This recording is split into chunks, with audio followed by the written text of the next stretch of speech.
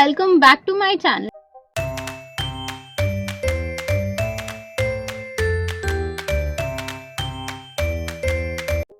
जहां आज की इस वीडियो में मैं आपसे शेयर करने वाली हूँ स्टडी टिप्स, मोटिवेशन और साइंटिफिक स्मार्ट स्टडी के ट्रिक्स। आज का टॉपिक है कैसे स्मार्ट स्टडी करें बिना ज्यादा हार्डवर्क किए, स्पेशली अकॉर्डिंग टू 2025 इफेक्टिव और इजी बना देगा। तो एंड तक आप जरूर देखिएगा। कभी आपको ऐसा फील हुआ कि आप पूरा दिन पढ़ाई कर रहे हैं बट उससे रिजल्ट कुछ बहुत अच्छा नहीं आ रहा है और वही सेम सिलेबस कोई और स्टूडेंट स्टडी करके टॉप भी कर लेता है? इसका आंसर है स्मार्ट स्टडी। चलिए देखते हैं कैसे आप भी वही कर सकते हैं। Set deadlines with goals. सबसे पहला rule, always study with a deadline. अगर आप ये सोचकर पढ़ेंगे कि चलिए आज हम केमिस्ट्री पढ़ते हैं या फिर आज फिजिक्स पढ़ते हैं बिना किसी प्रिपरेशन या तैयारी के, तो आपका फोकस लूज हो जाएगा। इंस्टेड आप ये डिसाइड कर सकते हैं जैसे कि आपको 1 घंटे फिजिक्स पढ़ना है, फिर अगले 1 घंटे आपको केमिस्ट्री स्टडी करना है, या फिर ये डिसाइड करिए कि मुझे ये टॉपिक 1 घंटे में कंप्लीट करना है और कोई एक टॉपिक डिसाइड करिए। और ध्यान में रखिएगा, स्टडी करने से पहले एक टाइम लिमिट जरूर बनाएं, क्योंकि टाइम लिमिट सेट करने से आपका माइंड अलर्ट रहता है। Tip number 2, active recall. देखिए, बार बार से पढ़ना काफी नहीं होता है। आपको खुद से क्वेश्चंस पूछना होगा, जैसे जिस टॉपिक को आप पढ़ रहे हैं उस टॉपिक का मेन आइडिया क्या है, या उस टॉपिक से आपको क्या समझ में आए। आपका ब्रेन इंफॉर्मेशन को बेटर तरीके से स्टोर कर पाता है। Tip number 3, use tech wisely. आज के टाइम में एआई टूल्स, कई सारे स्टडी एप्स आ चुके हैं जो आपकी पढ़ाई को आसान बना सकते हैं। तो क्यों ना आप इन सारे एप्स का सही इस्तेमाल करके इससे अपनी पढ़ाई आसान बनाएं। So let me guess out some of the applications that you can use to make your study more smarter and easier. First is Notion AI.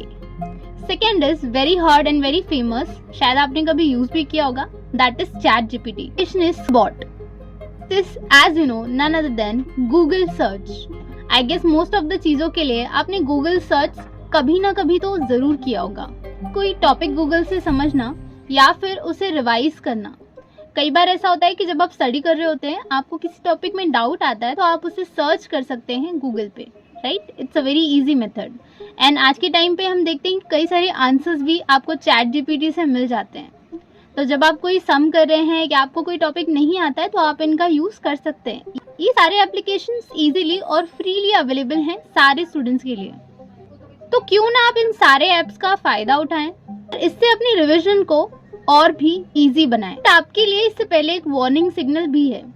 किसी भी ऐप को यूज करना तो सही है, लेकिन उसमें आपको खो नहीं जाना है। यानी कि जितनी जरूरत है उस ऐप को उतना ही आप यूज करिए। अगर आपको लगे कि हाँ इससे आपका फायदा है, कि आपको लग रहा है कि यस आपकी स्टडी को ये इजी बना सकता है, उतने ही लिमिट तक आप इन एप्स को यूज करिए। अगर आप इस पे जरूरत से ज्यादा टाइम स्पेंड करते हैं तो ये कहीं ना कहीं आपका टाइम मैनेजमेंट खराब कर सकते हैं। चलिए बढ़ते हैं टिप नंबर 4 की तरफ। Study short and take break. इसमें मैं कैटेगराइज करूंगी 2 टाइप के स्टूडेंट्स को।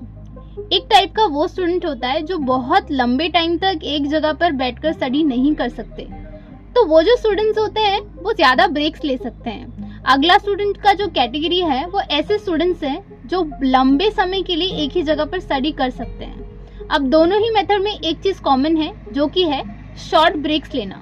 अगर आप ब्रेक नहीं लेंगे तो हो सकता है कि थोड़ी देर बाद आपका एनर्जी ड्रेन आउट हो जाए और आप थक जाएं। So it is very important if you are studying for a very long hour, तो आप ब्रेक्स अपने हिसाब से डिसाइड करें। आपको ऐसा फील हो कि हाँ अभी आपको ब्रेक लेना चाहिए तो उस टाइम पर आप ब्रेक लीजिए। ये एक स्मार्ट तरीका होता है जिससे आप अपने ब्रेन को रिफ्रेश होने का मौका देते हैं। कंटिन्यूअसली स्टडी करना not a good idea, so always take a small break you study for a very long time. देखिए, लॉन्ग स्टडी आवर से प्रोडक्टिविटी नहीं आती है। For example 25 minute study, 5 minutes का ब्रेक, इसको आप रिपीट करते जाइए। इससे आपका कंसंट्रेशन बूस्ट होता है और थकान कम होती है। 5, sleep and self care. It is important to balance your sleep cycle when you are studying. देखिए, बहुत इंपॉर्टेंट है। अगर आप चाहते हैं कि इफेक्टिवली आप स्टडी करें और जो भी आप स्टडी करें वो आपको याद रहे, तो आपको अपना स्लीप साइकिल बैलेंस करना है। जितना मिनिमम रिक्वायरमेंट होती है आपकी स्लीप की उतना आपको कंप्लीट करना है। ध्यान में रखिए कि ज़्यादा भी सोना कोई अच्छी बात नहीं होती और आपको कम भी नहीं सोना चाहिए। अपने स्लीप साइकिल को सिर्फ और सिर्फ आपको इसमें बैलेंस कर। So along with your studies, your sleep and health both are important.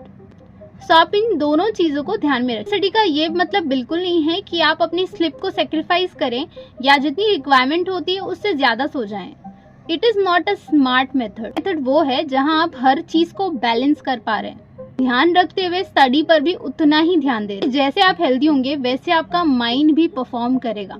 So make sure that आप इन दोनों चीज़ों को अच्छी तरह से बैलेंस करें, क्योंकि आपने कभी कभी नोटिस किया होगा कि आपके कम सोने की वजह से या ज़्यादा सोने की वजह से आपका माइंड जो है वो उसी तरह से रिएक्ट करने लगता है। जैसे मान लो किसी दिन आप बहुत ज़्यादा सो लेते हैं, so you can feel that कि आपको वो लेजीनेस फील होनी स्टार्ट हो जाती है जो आपकी पढ़ाई को इफेक्ट कर सकती है। और रही बात तो अगर हम दूसरे केस की बात करें जहाँ पर आप अगर कम सोते हैं तो आपको पूरे दिन थकान महसूस हो सकती है। एक हेल्दी लाइफस्टाइल को ही माना जाता है एक स्मार्ट स्टडी का तरीका, तो अपनी हेल्थ पे भी आप उतना ही ध्यान दीजिए। सो अगर ये टिप्स आपको अच्छी लगी हो तो इस चैनल को सब्सक्राइब करिए, लाइक करिए, कमेंट्स करिए और सपोर्ट ही इस चैनल की एनर्जी।